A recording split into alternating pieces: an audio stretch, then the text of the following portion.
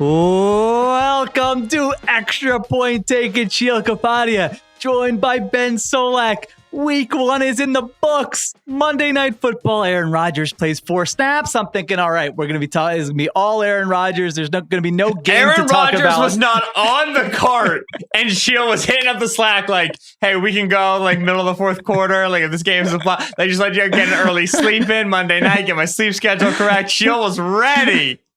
I thought we were not going to have a competitive game once Aaron Rodgers went down. I don't think anyone thought we were going to have a competitive game. Maybe some of you did, but you know what? We got a classic. Jets, Jets, a memorable win if you are a Jets fan on what had to be a roller coaster night in terms of your emotions. Xavier Gibson comes through with the 65-yard punt return for the touchdown in overtime for what can only be described as a highly improbable Jets win, 22-16. Benny Souls, football is back, baby.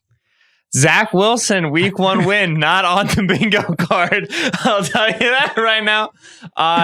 Holy Moses. What a weird game to end week 1 on. What a on a list of like challenging games and weird results and bad performances. And what does all this mean?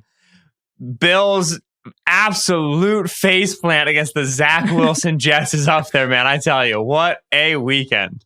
Well, listen, you always make fun of me for, I don't know if it's pandering or what, but for trying to relate to the fan experience and to say it's not all about Super Bowls and all that. Sometimes you just want to have fun watching a game. And if you're a Jets fan, you were miserable at the start of this game. You were miserable for 2.5, 3 quarters. But guess what? If you stuck with it and you were either in the stands at MetLife Stadium or watching on TV or at a bar or at your friend's house or whatever, you're going to remember where you were when this team won this game 22-16 in week 1 of the 2023 season. So Jets fans, we feel for you. It's been 12 years, the playoffs, not making the playoffs. And so you got to take the minor victories. And right now you're feeling good when you go to work, when you're listening to this on Tuesday morning, you're feeling good because you started off your season with a victory. All right, so let's set up the show, Benjamin. So for those of you who are new to the Monday night show, maybe you joined in the off season, maybe you joined this season, whatever. Here's what we do.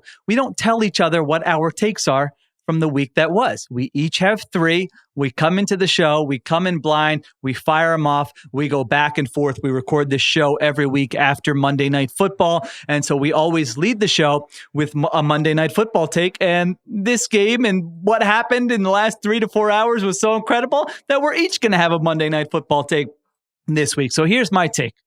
Then take number 1 as we get the show started. The Jets cannot waste this season on Zach Wilson. And I'm looking at that team, and I really like this team. Garrett Wilson, incredible touchdown catch. Breece Hall, look, I don't know who did that surgery on the man's knee, but listen, come do some work on me because the guy looked absolutely incredible. Looked great. Offensive line held up well enough, I thought. Defense, incredible. CJ Mosley everywhere. You got Sauce Gardner. Jordan Whitehead, the safety, with 3 interceptions. Quinnen Williams doing Quinnen Williams things. If Aaron Rodgers is out for this season, and let's be clear here, I probably should have said this at the top. We don't know. Yeah, so as we've been recording, okay. You asked me in the pre-record, you were like, do we know anything yet? And I was like, absolutely not. And then about 5 seconds after the pod started, Rap tweeted, Jets believe it's an Achilles injury for quarterback Aaron Rodgers. Source says MRI tomorrow. There's no Achilles injury that has come back from this in the middle of the season. Yeah. If it's an Achilles, it's ball game for the 2023 season for Rodgers. So we'll see what the MRI says, but that's where we're at right now with Rap's reporting. So we can thank you for this is the first time you checking Twitter, not listening to me, has actually benefited. There are several times it has been beneficial. There are several times. I don't know about that. So we'll go through the scenarios, but I think we can operate under that assumption that it's believed to be an Achilles injury. And like you said, if it's an Achilles injury, we may have seen the last of Aaron Rodgers playing football. I mean, that is a very arduous rehab. He'll have to decide whether he wants to come back from that and put in the work and get back on the field. He's going to turn 40 years old this season or not. So that's obviously going to be a huge story this week, and we'll have it updated on the Ringer and on the Ringer NFL feed. But for our purposes, if we operate under the assumption that, you know what, Aaron Rodgers is not going to be playing football for this team, the Jets have to figure out something at quarterback. They cannot play the next 17 weeks with Zach Wilson. Their team is too good. They're too talented. They have too many good young players. They were too all in on this season to just say, roll with Zach Wilson. We were 7-10 last year. Maybe we win another game or two. I don't think he's ready. I don't think you think he's ready. Up and down tonight, 14 for 21. I think he was. He made a few plays here and there, but listen, I think we saw from what the Jets did in the offseason that they did not have a belief that Zach Wilson could be the guy. That was the whole point of doing something and going after Aaron Rodgers. So I can throw some names out to you here in a minute, Ben, and I don't know if you like any of them or want any of them or what, but that was just like my big takeaway is that I can't, if I'm a Jets fan, I cannot just play the rest of the season with Zach Wilson and cross my fingers. You even saw it on that last drive, at the end of regulation where I thought they were fine being conservative. I would not have put the ball in the air with Zach Wilson. But if you have a quarterback you trust, I mean, those are the little things. Then you could throw the ball maybe on second down, try to pick up a first down and really put the game away. So that's where I'm at with this Jets team. I just don't want to see their season wasted with bad quarterback play because they're too good for that. And another thing about like Zach Wilson specifically and what this Jet season can become, you just kind of burned the bridge with Zach, right? Like you could argue that a quarterback of Zach Wilson's talent, because Wilson has some talent, on a team with a great defense, on a team with a great running game, can do X, Y, and Z. And like that all might be true, but Zach's just been in the building. Like it was not a well-kept secret last year that the defense was exhausted and frustrated with the caliber of Zach Wilson's play. So right now, like vibes are immaculate. Xavier Gibson has saved the New York Jets general locker room experience for the week. But that's not going to continue because Wilson's not going to be able to sustain a level of play that pays the Jets defense off for these great performances. They're not going to win games.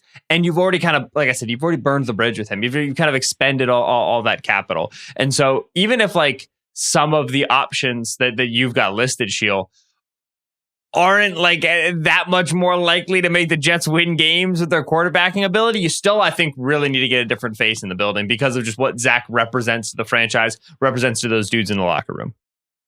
You have to call Tom Brady, right? At least call him and just check. That's the first call. Hey, Tom. I'm not kidding. Tom, I'm serious. Do you know what would really get Belichick's goat the day after you were honored in New England and placed in the Patriots Ring of Fame? Ex-New York Jets head coach Bill Belichick, that is. Absolutely, you call Brady. You call Brady. You call Rivers. You call Ryan. You call Fitz. You call Chase Daniel. You call anybody. Fitz. Oh my gosh. You don't call Fitz and Chase Daniel. I was just going off of media guys off the dome at that point. Okay.